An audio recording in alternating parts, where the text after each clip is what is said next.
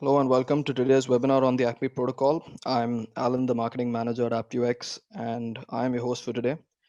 Joining us is our speaker Murli, who is our Chief Solutions Officer. A little background: AppViewX is one of the leaders in certificate management and network automation tools used by teams to orchestrate, secure, and manage network infrastructure. We have several customers on the Fortune 500 and a global presence in 7 countries, including the US, the UK, and India. Today's webinar will go over the ACME protocol for certificate management, what it is, what it's useful for, and the benefits it provides. We'll also talk about how AppViewX leverages ACME to accelerate and simplify certain certificate processes in your infrastructure.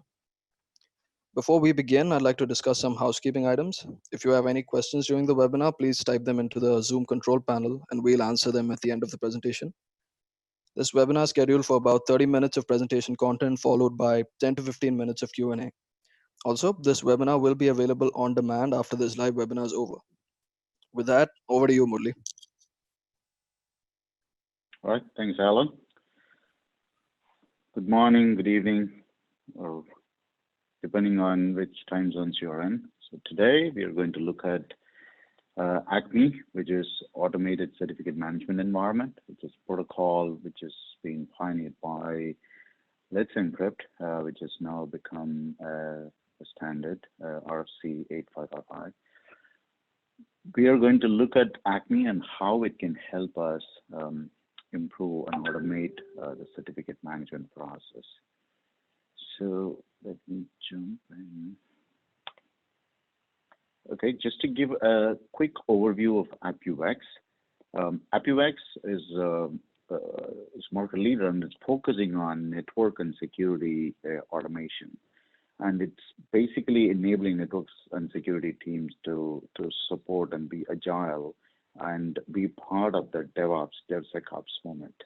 Right? And AppViewX platform is a modular low-code platform, which basically enables intuitive context-aware automation. And we are spread across 7 locations across the globe, and our customers are primarily Fortune 500 and Fortune 2000 customers. And it's who's who of financial, healthcare, retail, and all the major industries. Okay, so let me go over the agenda real quick. So we will take a quick look at what is ACME, what it does, and how it helps us. We'll look at ACME's working, how it can be set up for auto enrollment and auto renewal of certificates, and the benefits in using it by the PKI teams for endpoint device enrollment, and how AppViewX enhances ACME, and how AppViewX supports ACME as well. And we'll spend some time for Q&A. So ACME, as it states, is a certificate management, automating the certificate management environment, and early this year, it has been standardized as one of the certificate issuance and automation protocols. And it's the benefit of ACME is that it does both initial enrollment and domain validation. So we look at it a little bit more in detail. Now there is a lot more adoption where the CAs started to support. The only issue there is the CA should be able to access either the DNS or HTTPS token that is published, but that actually makes it a lot more suited for an internal deployment environment or a internal PKI as well, because of the control that the internal systems have on both HTTPS and also the DNS systems which are used internally. So because it has that initial validation and verification of ownership of the domain name, it sort of enables us to use that for internal web services and deployment scenarios. So with ACME, there are quite a bit of ACME agents available. So ACME works as a ACME server and an agent. And the agent is deployed on the end device which require the certificate. The agent requires access to either a HTTPS web server or a DNS to verify the domain, that it has control of the domain, right? So it is well suited for web services environment, or with DNS integration. It can be used on any end device per se. So there are hundreds of ACME agents or clients for all types of devices available, published in the market. We do support, as part of this process, we do support the agents needed for enrollment as well. So let's look at how the ACME works, right, or the ACME process works. So obviously it requires an ACME agent. The agent needs to be set up and configured, where you would have a list of CAs that the agent it needs to request certificates from. And more importantly, there's a kind of authorization where there is a token that is passed on, which the server passes a token to the client. This is basically this is to challenge or validate the ownership of that client over the domain that it is claiming to request certificate for. So for example, there is a foo.com, and the client says, I need the certificate for www.foo.com. Now, it has to prove to the ACME server that it has control of foo.com domain. So for that, there is either a HTTPS challenge or a DNS challenge, which means it can either publish the token that the server provided as a web page with that token to say that I have ownership of this domain, or as a DNS record to say that I have ownership of this particular domain. So this actually verifies the initial trust, and it basically helps us rather validate that that endpoint, that device which we are communicating to, has access or ownership to that particular domain. So the validation of domain, which was essentially a manual process earlier, is automated with this process, right? Where the CA used to validate it. Now it is done automatically by providing a challenge token, and that challenge token being published by the system. Now, then the other issue is to verify if that endpoint has access to the private key which generated the CSR. So we need to validate that as well. And for that, basically a random number is generated and passed on, and that is signed using the private key. And the CA verifies that if it has the right hash, and if it has signed using that private key. So that also verifies that that endpoint both has access to the domain and also has access to the private key. And then it basically issues the certificate over to the endpoint on behalf of that domain, right, by the CA.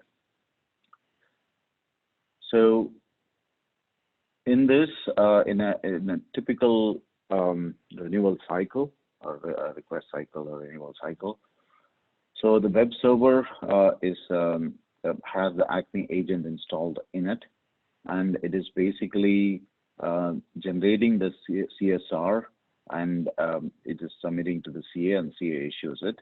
And in this process is where before it issues the certificate, it basically verifies the token that the ACME server has issued, and it verifies it by publishing it in its website or DNS to say that I have access to the domain and I have access to the endpoint and the private key as well.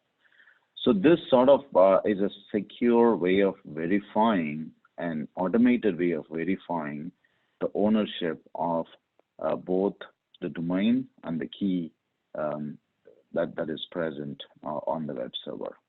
So this sort of enables us to use this in more an internal environment where there's an internal PKI and you want a central enrollment process, and if you want to define certain workflows, certain steps before the certificate is issued, all that can be configured using AppViewX. So that said, let us move ahead with what ACME enables, right? Or compared to the traditional deployment of domain-validated certificates, right? What are the advantages here?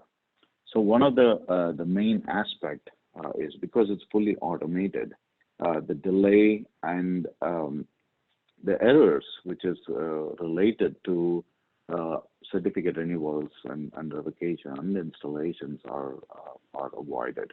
So in this whole process, pretty much there is no human intervention needed per se. So if in a typical deployment, traditional deployment, right? So there is a level of validation that it's done manually to identify if that domain is owned by that particular client, and the verification of the private key ownership is not usually handled, and the certificates are shipped over, emailed to the requester, and the requester will have to take that and then go deploy it. Right, so it's in essence a completely manual process, and even if you want to script it and programmatically configure it, right, the end user has the capability to basically request the certificate, by using the APIs and all that. But then there's no way to automatically verify the domain, right? The other benefit of this is if you want to switch CA, or if you want to if you want to mitigate a key compromise, or if you want to migrate from one CA to another, all those challenges or all those process is now handled on the client side. So you can easily have the DevOps team reconfigure the ACME client and then basically reissue the certificate without much hassle. And especially in case of a key compromise, the end user can decide or define the renewal without having to talk to the PKI team or other teams for these. And then from a cost perspective, because the process is automated, because it's like there is minimal human intervention involved, and also because it supports a variety of clients, the cost is also optimized from a management of certificate and renewal and all that. The other aspect is, it sort of enables the developers because of the capability, the automation capability, because of the different client SDKs that are available. Right, it sort of enables developers to have a standard deployment model and for various applications that they choose. So this could be leveraged for other client certificates as well, if it can be. I mean, we do support it for client certificates with the DNS integrations that we have. So it sort of enables a broader use case than the web services of the web server use case that it is currently implemented for. And The other most important benefit here is that you can use a short validity certificate, especially when you're looking to move to more, containers or short-lived systems, right? Where you spin up and then have them running for a short period of time. Those can be leveraged. Those can use ACME to basically request a short validity certificate, and if it so happens that it has to stay on for a while, it can be renewed and reissued automatically. So that sort of enables a quicker turnaround for short validity domain validated certificates. And also, because of the short validity, it also reduces the window for a key compromise, and also for exploiting the key or even breaking the ciphers and all that, even if you're using, depending on how you're using it. So now let's look at AppViewX CERT Plus and the certificate management platform and how ACME sort of helps in this whole approach. So what AppViewX does is AppViewX natively has support for DNS. So all the major DNS providers are supported by AppViewX out of the box. Bind, Infoblox, QIP, BlueCat, TCP Wave, a whole bunch of DNS providers are supported, including Route 53, ACME, NS1, all the cloud-based DNS providers as well if you're using for external. But most probably for internal deployments, right, you'd be using one of the IPAM systems, and pretty much all the major ones are supported by AppViewX. That said, all the major CAs are also supported by AppViewX from irrespective of whether the CA supports ACME or not, right? We could be the ACME server. So in the AppViewX, right? So we have an ACME server deployed, and the endpoints can communicate through ACME. So the end device can have an ACME client, irrespective of what device type is, mostly on the server side, right? And it can communicate using ACME to AppViewX. And AppViewX will in turn use the REST API to communicate to the CERT authorities if, let's say, it doesn't have ACME support. So what this enables is, it basically, AppViewX acts as an RA in this particular case, verifies the authenticity, and verifies the domain, and verifies the key, verifies that the endpoint has the access to the key, and then issues the certificate using ACME while it is talking to the CA, depending on whatever protocol that they might support, and we do that. So that way you have one central way of managing certain keys, irrespective of whether the endpoint is using ACME or we are using an API to communicate to the endpoint. So the way it is implemented in AppViewX, one of the best functionalities of AppViewX is that this whole process is implemented using visual workflow.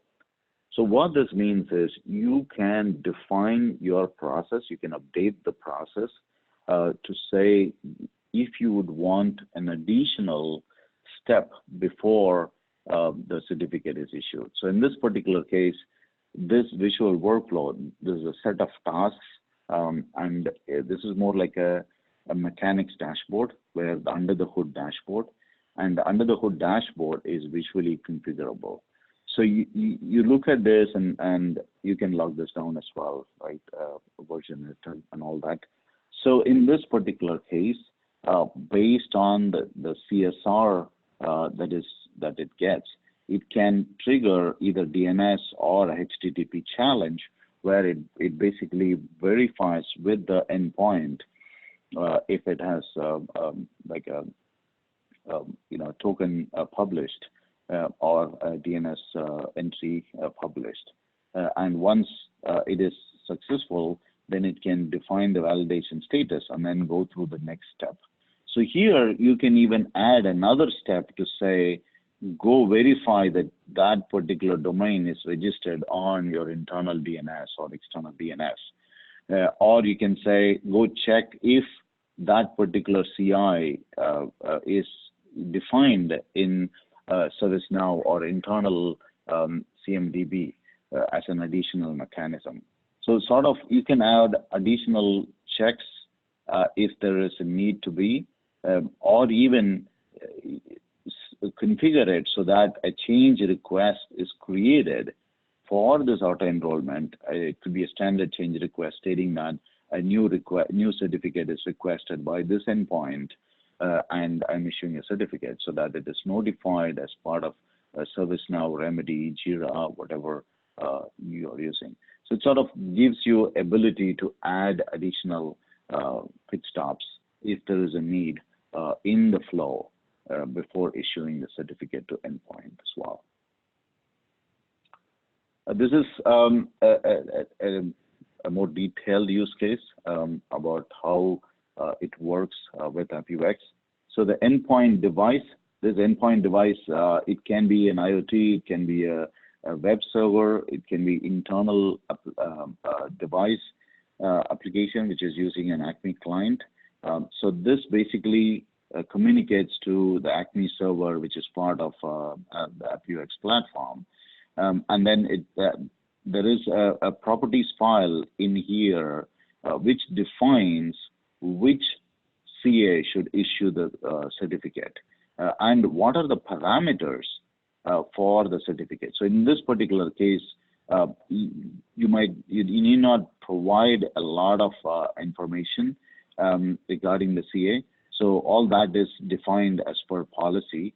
And then we basically talk to AppViewX Northbound talks to the right certificate authority and then gets the certificate and then issues it to the ACME server, which basically issues it to the end client.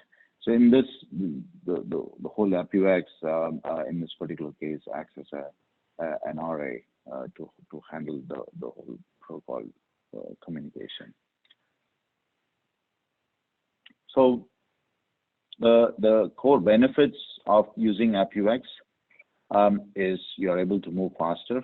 This applies for ACME as well, but we are leveraging ACME in this particular use case to basically move faster, which is automate the certificate management process. And AppViewX offers you a pretty detailed way to enforce compliance, where you can actually validate what is the key size, what is the the domain that they can get access to, and you can even give role-based access control for each teams to manage their own domains and their own groups and their own certificates, and request certificates for specific domains only. And because it's fully automated, it reduces errors, and then it sort of removes manual operation, sort of reduces complete human handling of certain keys. And it basically optimizes cost by reducing complexity and primarily reducing outages and cost due to outages as well.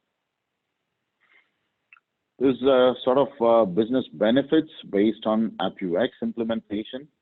We have seen a 70% reduction in issuance time, certificate issuance time, and a huge reduction in the certificate deployment time, and also configuration and policy enforcement and auditing times as well. So this is all real-world gains based on our customer deployments. With that, I will pause for questions. You can go to try.appvx.com, and then you can get a live demo of the product, and you can also download a trial version if you want to set it up in your environment and test it and do a test drive. So If you have any questions, please ping on either the chat window or the Q&A screen, and I can answer that as they come in.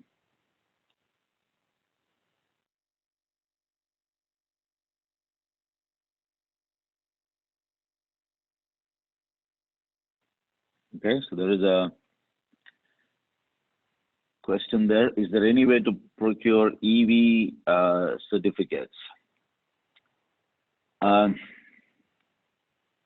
certificates are fast becoming history, with Google sort of changing the way it actually displays EV certificate. So with ACME is primarily used for domain validated certificate, whether it's other certificates like wildcard or EV certificates. ACME might not be the right protocol for that. And what is the downside of using ACME?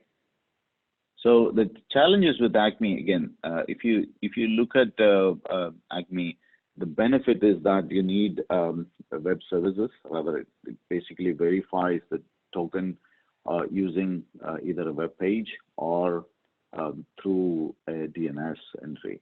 So the downside is that for you to enroll a certificate, you are dependent on other services right now. So you're dependent on web page, or you're dependent on DNS. Now, DNS in the sense, not just DNS resolution, but more DNS update, where you have to go update the DNS with this token. So depending on how we are planning to use that, it could become a challenge. Like if you're looking at an IoT device, which could be deployed, like consumer purchased IoT device, for them to deploy and request a certificate using ACME with your certificate authority, it might be challenging to verify using DNS or even with HTTPS, because that HTTPS page that the device publishers will have to be accessible over the internet, or the device has to be deployed on a private network. So that could be a problem. If it is DNS, then basically anybody should be able to update the DNS, which means you're opening up DNS updates to the whole world. So those type of deployments would not be suitable for ACME, where you need open enrollment, right, from the internet. So there, something like an EST would be a better choice, or even SCEP for that matter. But if there is a web server which is in your control, in your environment, where the web page is published, or an internal system which you can control, provide access to DNS for specific validation domain, then ACME would be a better choice in that particular case. So the next one, how secure are open source agents? Again, open source has been pretty well widely accepted. Now, from a security perspective, obviously that needs to be certified. You don't want to pull an open source agent, out of the public without verifying or without validating and doing some pen testing with it and all that. There are quite a few of open source vulnerability analysis tools out there that you could use, or you can use published libraries verified and published libraries from third parties that you can use for this particular use case. All right, any other questions? Let me make sure.